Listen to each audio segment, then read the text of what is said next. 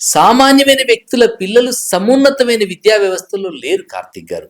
మాకు ఐఏఎంలో కావచ్చు, ఎయిమ్స్‌లో కావచ్చు 72% ప్రభుత్వ పాఠశాలల్లో, ప్రభుత్వ కళాశాలల్లో చదువుకున్నటువంటి విద్యార్థులకి మీరు అవకాశం ఇవ్వండి. సమానత్వం సహజంగా సమాజంలో రాగలుగుతుంది. బక్క చిక్కినోడికి బలిసినోడికి బరిగిస్తే గెలిసేది బలిసినవాడే. 3వ తరగతిలో, 2వ తరగతిలో, 5వ తరగతిలో ఐఐటి ఫౌండేషన్ కోర్సు పెట్టినోడు లక్షల రూపాయలు వేసి కొనుక్కున్నవాడు ఐఐటికి వెళ్తున్నాడు.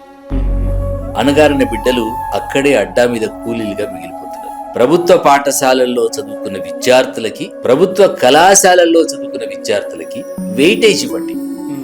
ఈ దేశంలో కరప్షన్ ఆగుతుంది. ఈ దేశంలో సేవా రంగాలు మెరుగుపడతాయి. ఈ దేశంలో సమానత్వం రావడానికి అవకాశం ఉంటుంది. అన్ని రంగాల్లో ప్రభుత్వ పాఠశాల బిడ్డలు రావడానికి అవకాశం ఉంటుంది. నీకు ప్రభుత్వ బడి వద్దు, ప్రభుత్వ కళాశాల వద్దు, కానీ ప్రభుత్వ ఉద్యోగం కావాలా?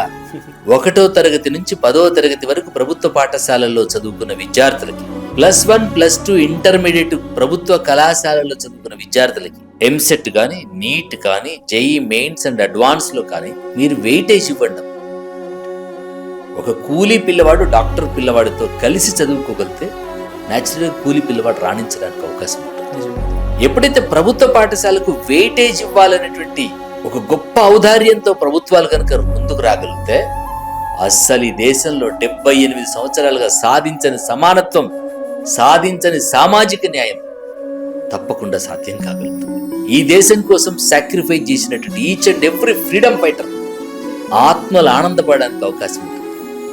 ఎవరి కోసం వాళ్ళు పోరాటం చేశారు, ఎవరి కోసం వాళ్ళు బలిదానం చేశారు, ఎవరి కోసం వాళ్ళు ఉరికంబాలు ఎక్కారు.